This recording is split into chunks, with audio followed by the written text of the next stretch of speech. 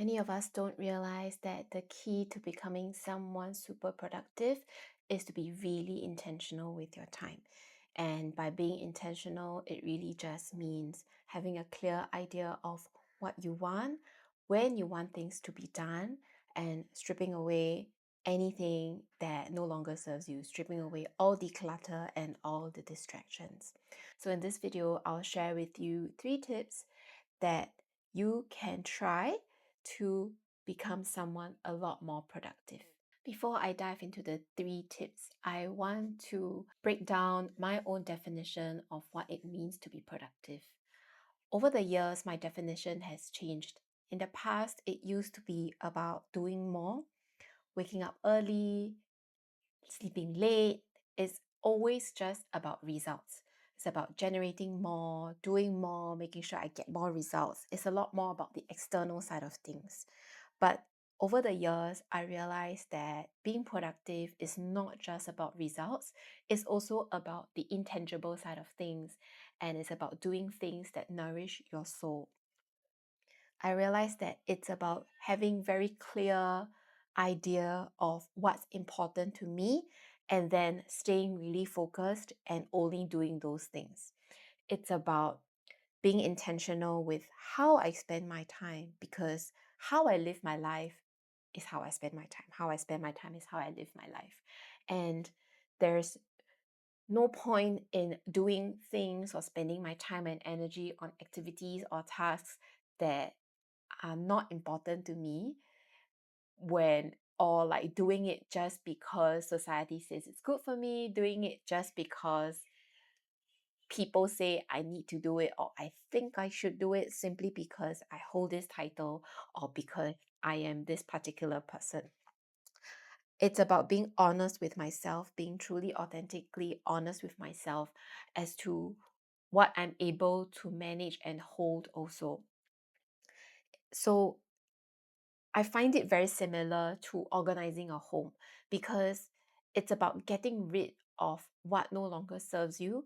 It's about decluttering away commitments, responsibilities, activities, tasks that no longer serve me in this current stage of my life. Just like how if I want my home to be nice and organized, I need to get rid of stuff that I no longer need. It's no point keeping things that I have no use for and let it just take up precious real estate in my home if I want to spend every second, every hour of my time doing things that are meaningful to me. So that's my definition of being productive. And without spending more time talking about this, let's move on into the actual tips, how to actually be productive, how to make time for things that actually are important to you. So, the first tip that I want to share is choosing to be someone who's proactive and not reactive. We have to be radically honest with ourselves and realize that not every single thing that comes our way require immediate reaction. I know at that very moment it may feel like it is super urgent, but if you were to just take a breath and pause, you'll realize that not every single thing is that urgent.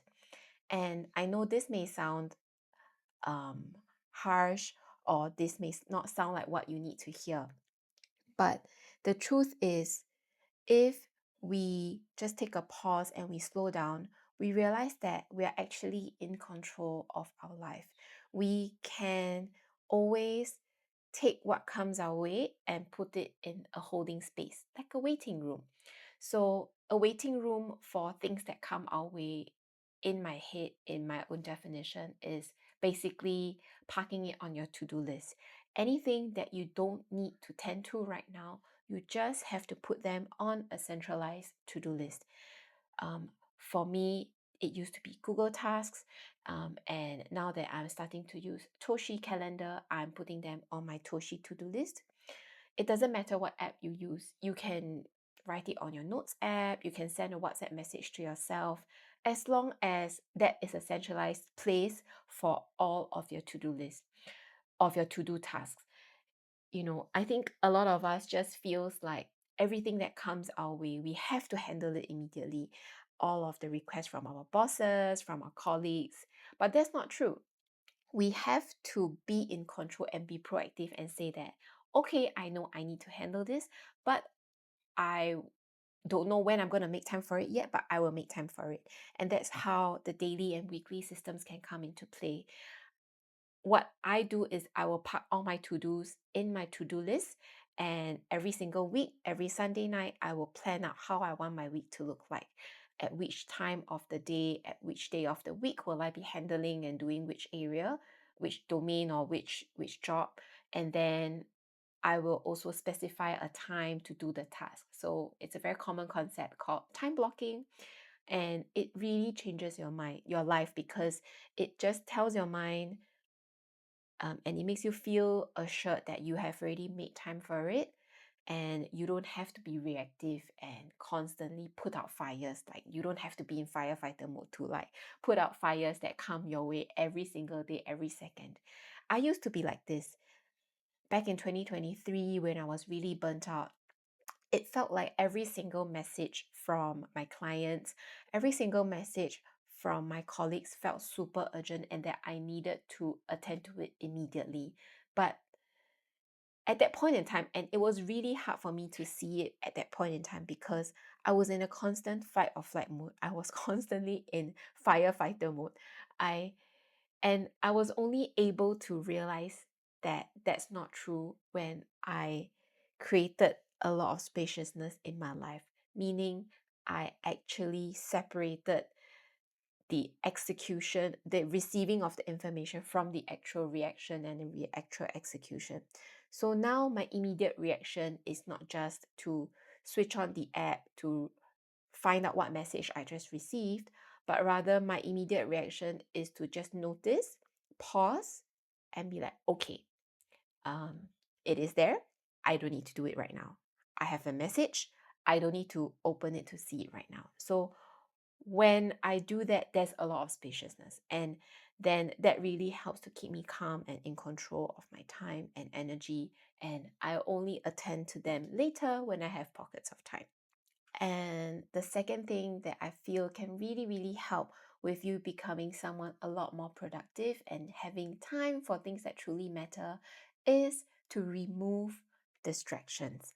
Distractions can come in different forms and ways, but I think the primary type of distraction that we get in this modern day, given that we are so used to having our phones with us every single time of the day, is to remove bulk of your notifications and only keep the essential ones. In the past, I used to have notifications coming from like shopping apps, from my emails, from, I don't know, games, app store. And I realized these were just pulling my attention away from things that I needed to do. It was making me like, oh, what's there? And then with the minute I try to refocus back on my actual task, it feels like such a difficult thing to do, because I have to then spend like 5-10 minutes getting focused again. And so I block out all the notifications and only keep essential ones, like of course phone calls, notifications from my kids' schools, and also WhatsApp.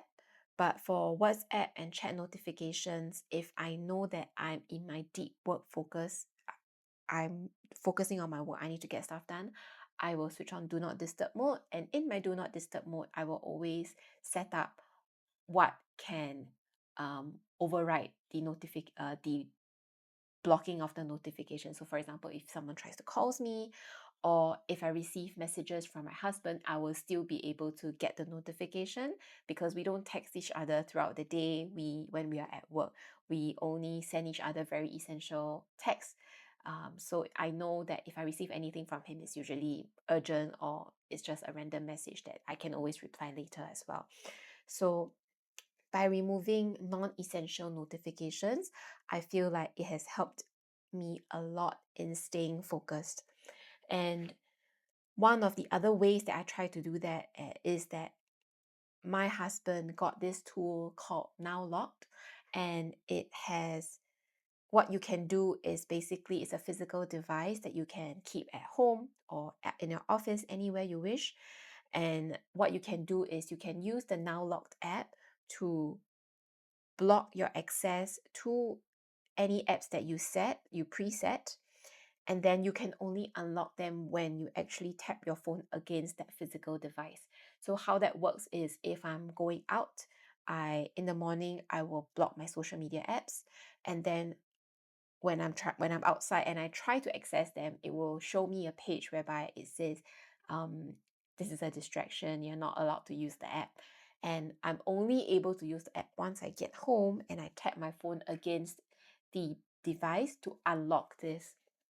So I tried it out for a few days, a few weeks now, and it's really helpful because one habit, one not so good habit that I've built um, to buffer and to really fill in my periods of boredom is that I will immediately go over to Instagram and tap on it and open the app to scroll when I'm waiting on the bus, when I'm waiting for people, when I have pockets of time. And I feel like, yes, at that moment, if it's just 5-10 minutes, it doesn't feel like it's taking away a lot of your energy. But if you do that multiple times throughout the day, it does. And it does take away my focus. It does make me get distracted. But the minute I disallowed myself to gain access to that, and I only have access to it at the end of the day when I've done most of my stuff, then I feel like, you know, I was able to preserve a lot more of my energy, and I am able to get my work done in actually a faster period of time because I'm not distracted at all. And the last kind of distraction that I think many people don't realize is actually visual clutter. So things that you can actually see in your environment that are not necessary, it causes unnecessary stress in our mind. It causes unnecessary mental clutter in our heads. So one very common thing that I always share with my clients and I learn as a professional organizer is that your physical reality mirrors your internal reality. If your physical environment is very physically cluttered, even though you feel like you may not feel anything, in your mind, it also mirrors that clutter and it blocks you from staying focused. It makes you distracted. So, as much as you can, if you can remove anything that you no longer need in your physical environment, especially at your work desk, it really helps you to stay focused and not get distracted so easily. And tip number 3, which is my best tip, which I saved for the last, to be someone super productive, you need to plan your intentions ahead. This is a framework that I came up with that I realized really helped me to show up as the best version of myself, no matter if I'm working, no matter if I'm spending the evening time with my kids. I realized a lot of us, especially women, working moms, who are highly ambitious, we want to do well in our careers, we want to create impact in the world, but we also want to spend quality time and build meaningful relationships with our kids and our family and people whom we love. But it is so hard because we feel like we constantly have to do it all. We feel like we constantly have to be all at everywhere at once.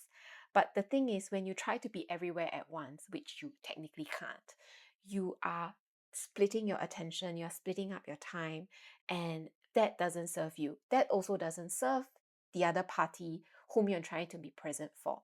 So just picture a stay-home mom who wants to start her own online business, stay-at-home business that she can do and make money from while she's taking care of her kids. If she's trying to take care of her young kids while create Instagram stories or content or build some document with her kids running around, and she also then feels really overwhelmed and she's trying to be peaceful but she can't. She's trying to be everywhere at once, and that's not serving her, that's not serving her kids, that's not serving her business either.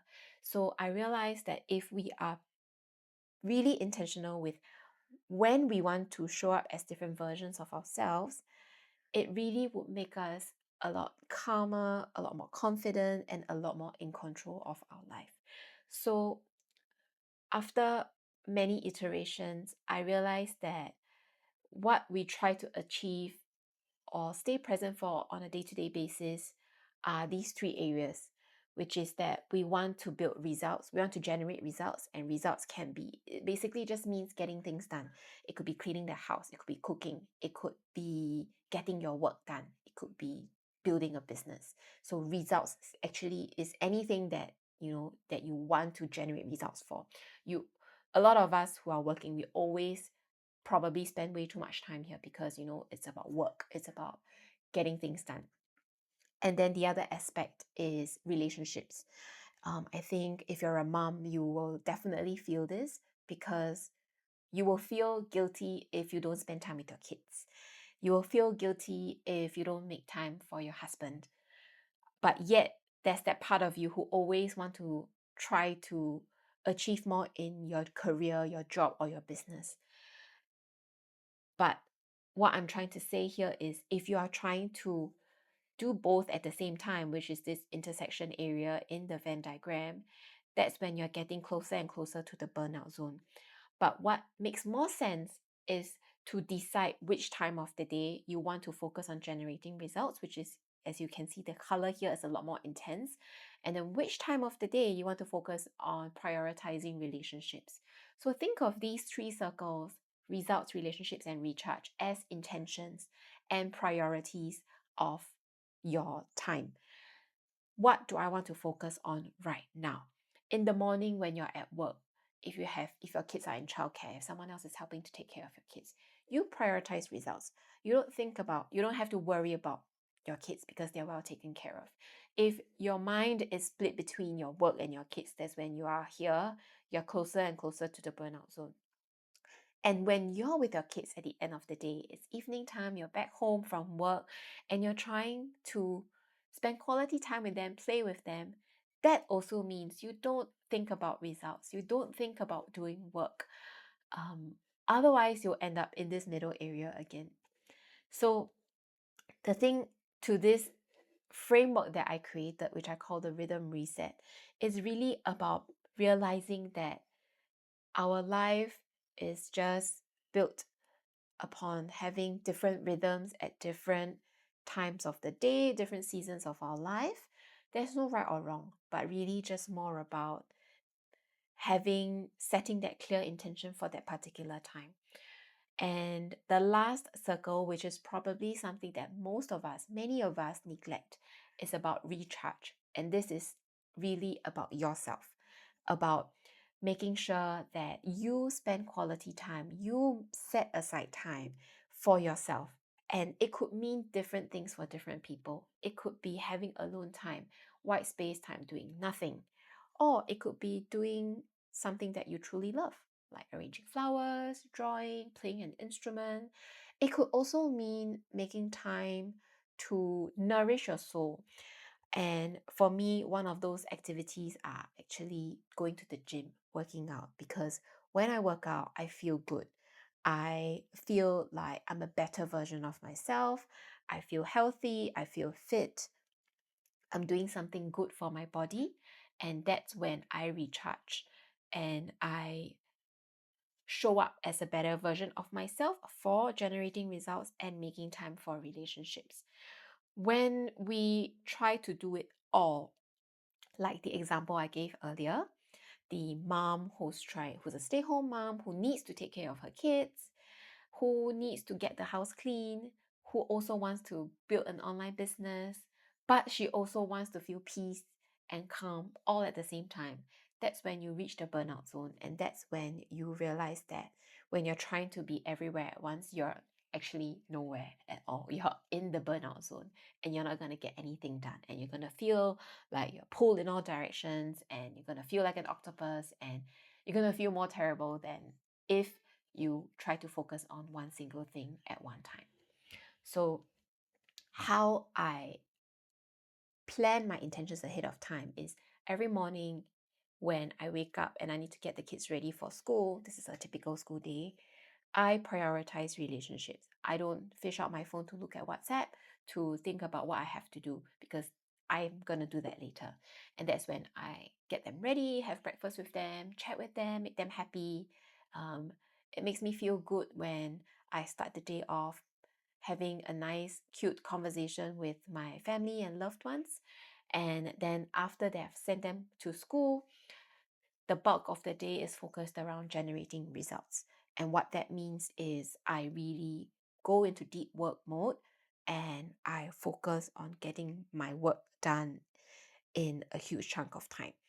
And I think as women, we realize, or as men as well, anyone actually, to be honest, we all have times of the day when we feel like we have higher energy versus other times of the day when we feel like we have lower energy. And this is going to look very different for different people. I think many people would be more similar to me, whereby we feel like we can focus the best in the mornings. In the afternoon is when I tend to feel like I'm super sluggish and my energy levels are the lowest. At night, when the kids are asleep, it's quiet.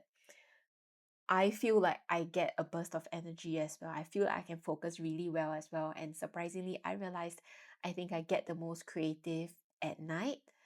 I tend to get a lot of ideas at night. And so it takes a lot of noticing, a lot of slowing down, a lot of reconnecting to yourself and listening to your intuition and your inner voice to really know when you are the most, when you have the highest energy, when you can focus the best. That's when you put all your deep work, all the core work at. And then for lighter tasks, lighter admin, that's when maybe you allocate it in the afternoon because that's when your energy levels are lowest. When you tend to maybe can't focus as long, focus as much, you can't think as deeply, you can't strategize as much. That's when I tend to put all my lighter admin tasks. And then because of the nature of my work, I now have to always work at night to take night calls. So I will take a short break in the afternoon. I take a nap or I'll just relax or do some workout and then I can focus again at night. So it doesn't mean that you have to always be on all the time. It makes more sense when you try to divide your time and your day into big chunks and into deep work mode versus like light admin mode. And some of the other tasks that I do during my light admin mode would be like ordering groceries online, doing other administrative tasks like sending some simple emails or planning my kids' schedule because that's like admin to me um, in the afternoon. And create things like creating videos, creating content. I always tend to do all of them in the mornings. And something I had to learn along the way is that I realized that I previously scheduled all my workouts in the mornings because it made me happy and there were more workout classes available in the morning. But then I realized that that's my most productive time of the day and I'll be wasting my time if I work out in the mornings instead. So what I did was I moved all my workouts to the evenings when I tend to like feel maybe already like energy levels a little low, and it actually um gives me like dual benefits, like in the evenings when my energy are a little bit low after working out, I actually feel like it brings my energy back up. And so now I no longer work out in the mornings, I always work out in the evenings. And so I feel like this framework has been really helpful in guiding how I plan my time. And also, I find one other instance that I find particularly useful is when I feel like I'm being pulled in all directions, when I feel like I'm that lady that I want to do everything at once. Because the reality is, it happens, right? It happens. All I have to do is to just remember, okay, what was the intention that I've already set for this time of the day? If I've already said that this time I was going to focus on being present for my children, which is usually in the morning routine and the evening routine block, then I don't think about work. So then I will have to then remind myself, okay, now it's time to be present. Now it's time to build relationships. It's really not about generating results. There's a time and place for that. And that's when I feel like I can heave a huge sigh of relief and just remind myself, okay, let's not try to be everywhere at once and just focus on the kids. Similarly, for in the afternoons when I'm trying to do work and then I feel a bit like distracted, then I will go back to my intentions setting and remind myself, okay, now it's time to focus on doing work, getting results done, and I don't get distracted by other things. So if you were to plan out your week schedule this way, using this rhythm reset, you will find that you're able to bring yourself back anytime you get distracted, and you'll find that you'll be able to get a lot more intentional with your time, and as a result, you become a lot more productive. So that's it for today's video. For the last point that I shared, the rhythm reset, which is a framework that I've created, I've also put all these information into a free guide, and you're able to download a copy of the free guide in the description box below. In the guide, I share a little bit more detail about what each of these intentions represent and mean. And you have to also realize that each of these intentions may mean differently to different people, just like how working out can be under results for some people if they're trying to lose weight, for example, or gain muscle. And for others, it may represent something that they do to recharge their soul. And there's no right or wrong. It's really just meant to be a guide to help you plan your time and prioritize your intentions and focus throughout the day. It also helps to bring you back during moments when you feel like you are being pulled in all directions. So if you want, download from the link in the description box below, and I will see you guys in the next video.